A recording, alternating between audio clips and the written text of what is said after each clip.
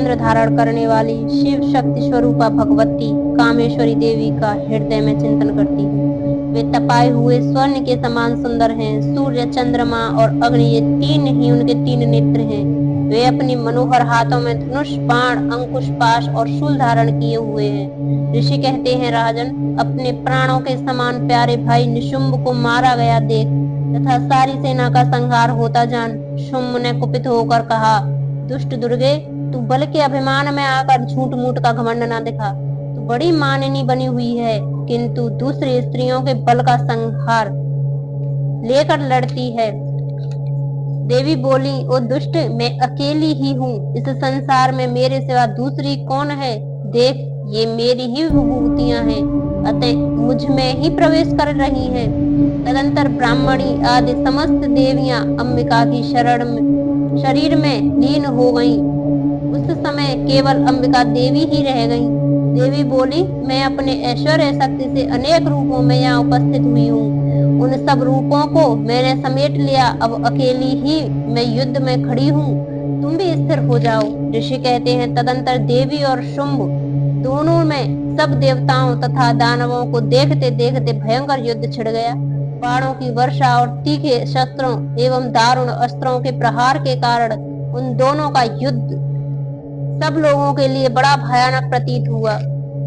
उस समय अंबिका देवी ने जो सैकड़ों दिव्य अस्त्र छोड़े, उन्हें दैत्यराज शुंभ ने उनके निवारण अस्त्रों का काट डाला। इसी प्रकार शंभु ने भी जो दिव्य अस्त्र चलाए, उन्हें परमेश्वरी भयंकर हुंकार शब्द के उच्चारण आदि द्वारा खिलवाड़ में ही नष्ट कर डाला।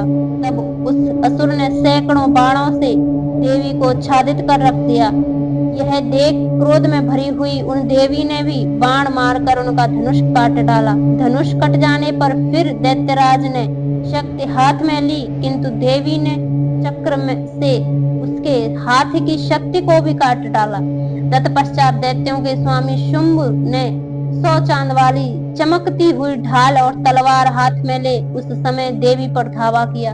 उसके आते ही चंडिका ने अपने धनुष से छोड़े हुए तीखे बाणों द्वारा उसकी सूर्य किरणों के समान उज्जवल ढाल और तलवार तुरंत काट दिया।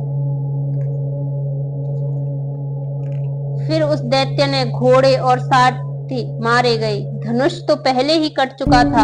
अब उसके अंबिका को मारने के लिए उद्यत हुए भयंकर मुदगर हाथ में लिए उसे आते देख देवी ने अपने तीक्ष्ण बाणों से उसका मुदगर भी काट डाला। इस पर भी वह असुर मुक्का तान कर बड़े वेग से देवी की ओर झपटा। उस दैत्यराज ने देवी की छाती में मुक्का मारा। तब उन देवी ने भी उसकी छाती में एक चांटा जड़ दिया। देवी का थप्पड़ खाकर दैत्यराज शंभु पृथ्वी पर गिर पड़ा, किंतु पुनः सहसा पूर्ववत खड़ा हो गया। फिर वह उछला और देवी को ऊपर ले जाकर आकाश में खड़ा हो गया। तब चंडिका का आकाश में भी बिना किसी आधार के शुंभ ने साथ युद्ध करने लगी। उस समय दैत्य और चंडिका आकाश में एक दूसरे से लड़ने लगे। उनका वह युद्ध पहले सिद्ध और मुनियों को विस्मय में डालने वाला हुआ। फिर अंबिका को शुंभ के साथ बहुत देर तक युद्ध करने के पश्चात उसे उठाकर घुमाया और पृथ्वी पर पटक दिया। पटके जाने पर पृथ्वी पर आने के बाद वह दुष्टात्मा दैत्य पुनः चंडिका का वध करने के लिए उनकी ओर वेग से दौड़ा। तब समस्त दैत्यों के राजा शुंभ को अपनी ओर आते देख देवी ने त्रिशूल से उसकी छाती छेद कर उसे पृथ्वी पर गिरा दिया। देवी के शूल की धार से घायल होने पर उसके प्राण पैर खुर उड़ गए और वह समुद्रों, द्वीपों तथा पर्वतों समूच पृथ्वी को कांपता हुआ भूमि पर गिर पड़ा। तदंतर उस दुरात्मा के मारे जाने पर संपूर्ण जगत प्रसन्न एवं पूर्ण स्वास्थ्य हो गया तथा आकाश स्वच्छ दिखाई देने लगा। पहले जो उत्पात सूचक मेघ और उल्कापात होते थे वे सब शांत हो गए।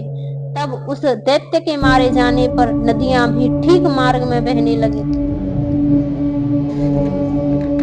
उस समय शंभु की मृत्यु के बाद संपूर्ण देवताओं का हृदय हर्ष से भर गया और गंधर्वगण मधुर गीत गाने लगे। दूसरे गंधर्व बाजे बजाने लगे और अप्सराएं नाचने लगी। पवित्र वायु बहने लगी। सूर्य की प्रभा उत्तम हो गई। अग्निशाली की बुझी हुई आग अपने आप प्रज्वलित हो उठी और संपूर्ण दिशाओं के भयंकर शब्द शांत हो गए। इस प्रकार श्री मार्कंडे पुराण में सर्वनिक मनवंतर की कथा के अंतर्गत देवी महात्म्य में शुंभ वध और नामक 10वां अध्याय पूरा हुआ।